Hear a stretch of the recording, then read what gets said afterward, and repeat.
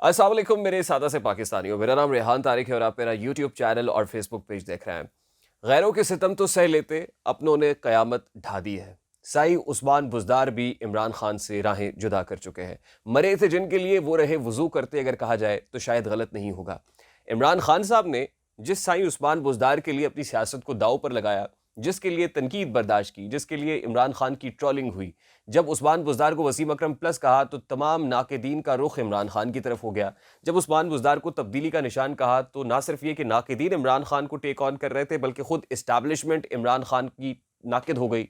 खुद बाजवा साहब के साथ लड़ाई मोल ले ली। बाजवा साहब बिल्कुल नहीं चाहते थे कि उस्मान बुज़दार वज़ीर आला पंजाब हों, वो चाहते थे कि उनका को blue eyed chief minister Punjab हो, क्योंकि पंजाब के ज़रिए से मुल्क में हुक्मरानी की कोशिश हमेशा से की जाती रही है। लेकिन इमरान खान साहब ने तमाम तर तनकीद को पसे पुश डालकर उस्मान बुज़दार की झोली में अपना वोट डाला और उस्मान बुज़दार को पंजाब जैसे बड़े सूबे की वजारत आला सौंप दी। उस्मान बुज़दार वही है जिसको इमरान खान तब्दीली का निशान कहा करते थे। उस्मान बुज़दार वही है जिसको इमरान खान तहरीक इंसाफ का असल फेस कहा करते थे। उस्मान बुज़दार वही है जो खुद ये कहते थे कि मैं भी सीख रहा हूँ ना। लेकिन सीखते ही सीखते उस्मान बुज़दार ने ना सिर्फ ये कि पाकिस्तान तहरीक इंसाफ को सोशली डैमेज किया, ना सिर्फ ये कि पंजाब जैसे सूबे में मिसमैनेजमेंट, बैड गवर्नेंस और पुअर परफॉर्मेंस की ऐसी मिसालें रकम की कि जिसको रीबूट करते हुए, सिस्टम को अपडेट करते हुए, सॉफ्टवेयर अपडेट करते हुए खासा वक्त लग रहा है, बल्कि खुद इमरान खान को भी, जिसको कहते हैं ना सिरों ले जाना, सिरों ही इमरान खान को ले गए हैं। और अब उस्मान बुज़दार ने बड़ा ढीला सा मुंह करके बड़ी आसानी से, बड़ी शाइस्तगी के साथ ये कह दिया है कि 9 मई को जो कुछ हुआ वो उसकी मजम्मत करते हैं और मजीद पाकिस्तान तहरीक इंसाफ के साथ चलना खासा मुश्किल हो गया है। अब उस्मान बुज़दार के दौर में क्या कुछ नहीं हुआ, कौन नहीं जानता कि करप्शन के कितने बड़े बड़े खांचे लगे हैं। और ना सिर्फ उस्मान बुज़दार बल्कि एक ट्राइका था पंजाब के अंदर, और वो ट्राइका खासा मशहूर हुआ। और वो ट्राइका था बुज़दार, गोगी और पिंकी का। मतलब बुशरा बीबी, फरा गोगी और उस्मान बुज़दार के ज़रिए से अपनी मर्जी की तैनातियां कराई गई। ट्रांसफ़र पोस्टिंग्स के बदले में करोड़ों रुपए हथियाए जाते रहे। जो ठेका जात हैं उनके अंदर बड़े बड़े खांचे लगाए जाते रहे। अब ये राज तो कोई राज नहीं है, बल्कि अब प्रॉब हो रही है। एंटी करप्शन इस्टेब्लिशमेंट भी खासा काम कर रही है। नैब ऑलरेडी अलकादर ट्रस्ट केस में पीछे पड़ी हुई है। एक बार फिर 7 जून को बुशरा बीबी और इमरान खान को तलब किया हुआ है। इमरान खान गाड़ी में बैठते हैं, बुशरा बीबी अपीयर होती हैं, फिर बुशरा बीबी आके इमरान खान साहब की वो करती हैं, यानी वो बातें होती हैं आपस में दोनों के दरमियान कि मैं आपको बता नहीं सकता। इस वक्त सूरत हाल क्या है, ग्राउंड रियलिटीज़ क्या है। हम बहुत पहले आपको बता चुके थे कि पंजाब के अंदर जो एंटी करप्शन इस्टेब्लिशमेंट का डीजी लगाया गया है, डीजी एंटी करप्शन इस्टेब्लिशमेंट, वो आदमी है जो मारता कम और घसीटता ज़्यादा है। मैंने आपको पहले कह दिया था कि सुहेल ज़फ़र चट्ठा छोड़ेगा नहीं, बल्कि मारेगा चुन चुन के। और सुहेल ज़फ़र चट्ठा की अपॉइंटमेंट के बाद से ही अंदाज़ा हो गया था कि इस अफसर को यहाँ पर क्यों अपॉइंट किया गया है। और ये वही अफसर है जो पाकिस्तान तहरीक इंसाफ के साथ जिसकी बड़ी खासी मुखासमत भी रही है। मैंने कहा था कि ये नाखूनों से नोचेगा बुला बुला के, छोड़ेगा नहीं। और सुहेल ज़फ़र चट्ठा ने वही कुछ किया है। चौधरी परवेज़ इलाही की गिरफ्तारी देख लीजिए।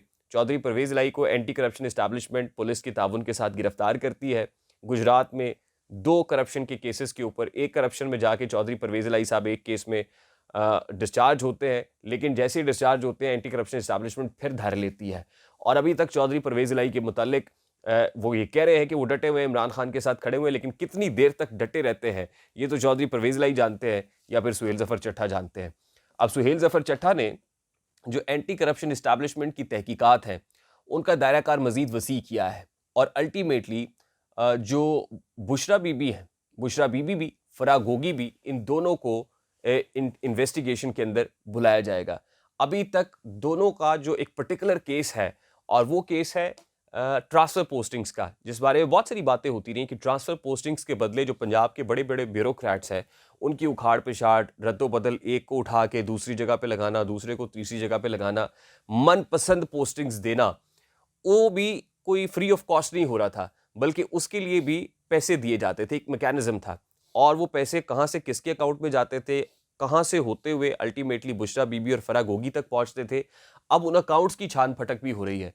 यानी जो अकाउंट डिटेल्स हैं वो भी मंगवाई जा रही हैं, उन ब्यूरोक्रेट्स के अकाउंट डिटेल्स भी मंगवाई जा रही है, और बुशरा बीबी और फराह गोगी की भी जो अकाउंट डिटेल्स हैं वो मंगवाई जा रही हैं। और फिर कहा यह जा रहा है कि अभी तो बड़ी इज्जत के साथ, बड़ी ही शाइस्तगी के साथ ब्यूरोक्रेट्स को कहा जा रहा है कि आप अपने आप को तहकीकात के लिए पेश करें।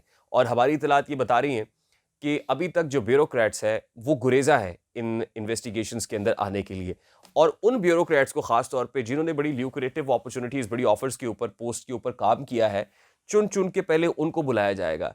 अगर वो आसानी से इज्जत के साथ नहीं आएंगे तो फिर आनी हाथों से निपटा जाएगा, और अगर फिर भी वो गुरेजा रहेंगे या हिचकिचाहट का मुजाहरा करेंगे तो फिर उनको तादीबी कार्रवाई का सामना भी करना पड़ सकता है, नौकरी से बर्खास्त भी हो सकते हैं। लेकिन आने वाले दिनों में ये बात तय है कि बुशरा बीबी इस केस के अंदर बचती हुई दिखाई नहीं दे रही। फराह गोगी से मुताल्लिक ये मालूमात हैं कि फराह गोगी ने वादा माफ गवाह बनने का फैसला या हामी भर ली है, और फराह गोगी के वादा माफ गवाह बनने के बाद उस्मान बुज़दार साहब ने जो पाकिस्तान तहरीक इंसाफ से डिस्टेंस किया है बतौर साबिक वज़ीर आला पंजाब और पीटीआई का फेस, हमारी इत्तलात ये बता रही है कि उस्मान बुज़दार ने भी वादा माफ गवाह बनने का फैसला कर लिया है। अब इस सारी स्टोरी के दो अहम किरदार तो वादा माफ गवाह बनने के लिए तैयार हो गए, यानी बुशरा बीबी भी, फराह गोगी भी, और उस्मान बुज़दार भी। और उस्मान बुज़दार को सारा मालूम है, फराह गोगी को भी सारा ही पता है। अब बुशरा बीबी तक हाथ या घेरा सख्त होता चला जा रहा है, और आने वाले दिनों में आप देखेंगे कि अल्टीमेटली ये जो हाथ है ना वो गले तक पहुंचेगा, और जब हाथ गले तक पहुंचेगा तो जाहिर है फिर अपनी इज्जत बड़ी प्यारी होती है।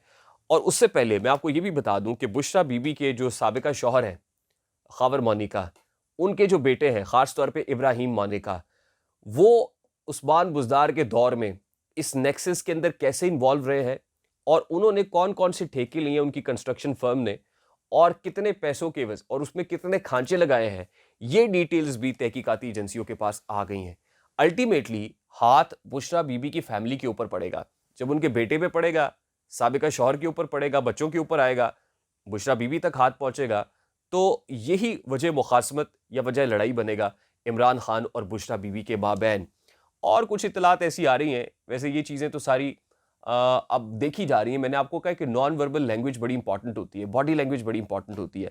इमरान खान साहब के दाएं हाथ की छोटी उंगली के अंदर जर्द अकीक की एक अंगूठी जिसमें अकीक जड़ा हुआ था वो आ गई थी, और ये अंगूठी कब आई थी ज़रा पता लगाइए।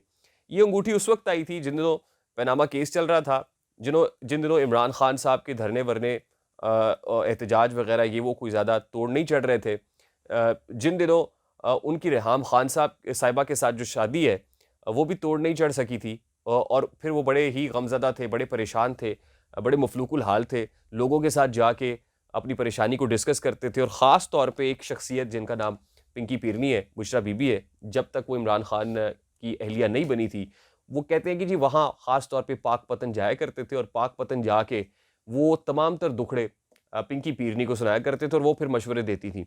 अब ये जो ट्रैवलिंग करनी पड़ती थी ना इमरान खान को, तो इमरान खान ने सोचा कि क्यों ना पीरनी कोई घर ले जाए। फिर वो बनी गाला कैसे पहुंचती हैं, और फिर उनके कहने पर वो जो एक जर्द अकीक जड़ी हुई अंगूठी है वो दाएं हाथ की चीची उंगली के अंदर, छोटी उंगली के अंदर पहनी जाती है, और फिर उसके बाद देखते हैं जी कि इमरान खान साहब की मुकद्दर का जो सितारा है वो चमकने लग जाता है, उरूज पे पहुंचता है। इमरान खान पनामा केस में पिटिशनर भी होते हैं, नवाज शरीफ को डिस्क्वालीफाई कराने में कामयाब हो जाते हैं। उनके लिए तोड़ तोड़ के बंदे उनकी पार्टी के अंदर जमा किए जाते हैं। इमरान खान की पार्टी को किंग्स पार्टी बनाया जाता है, पॉपुलर पार्टी बनाया जाता है, और यूं इमरान खान 2018 के इलेक्शंस के नतीजे में वज़ीर आज़म वज़ारत उज़्मा पर बराजमान हो जाते हैं। लेकिन जब से ये रिवर्सल शुरू हुआ है, जब से वो जादू टूना तावीज़ धागे काम नहीं कर रहे हैं, तब से जो लड़ाई झगड़ा है उसकी खबरें भी आ रही हैं। और बाज़ औक़ात तो ये खबरें भी हुई कि जी खुला हो गई है और खुला का दावा दायर कर दिया गया है, सेपरेशन हो गई है। खैर हम बहुत ज़्यादा इन तमाम तर मामलात पे बात नहीं करेंगे, निजी ज़िंदगी भी है किसी की, लेकिन हालात बता रहे हैं और वक्त बता रहा है कि सूरत हाल कुछ अच्छी नहीं है। और कंसर्न क्वार्टर्स में वो कहते हैं ना कि सबनू अपनियां पैगियां ने, ये वो वाला मामला है। अब अपनी अपनी बचाने वाली बात है कि कौन अपना दामन कैसे बचाता है, क्योंकि अल्टीमेटली मैंने आपको एक दिन पहले भी कहा था कि अब एक दूसरे के ऊपर ब्लेम गेम शुरू हो गई है कि तेरी वजह से हुआ है। वो कह रही नहीं नहीं नहीं नहीं, ये तो तेरी वजह से हुआ है, खान की वजह से हुआ, नहीं नहीं नहीं बुशरा बेगम आपकी वजह से हुआ है। अब अल्टीमेटली ये होते होते मामला जो है ना वो कोई तोड़ चढ़ता हुआ दिखाई नहीं दे रहा, डिस्टेंसिंग होती हुई दिखाई दे रही है, और ये कोई अच्छी बात ना तो इमरान खान साहब की डोमेस्टिक लाइफ के लिए होगी और ना ही उनके पॉलिटिकल करियर के लिए होगी। मुझे रेहान तारिक को इजाज़त दीजिए, अपना बहुत सारा ख्याल रखिएगा। अस्सलाम वालेकुम।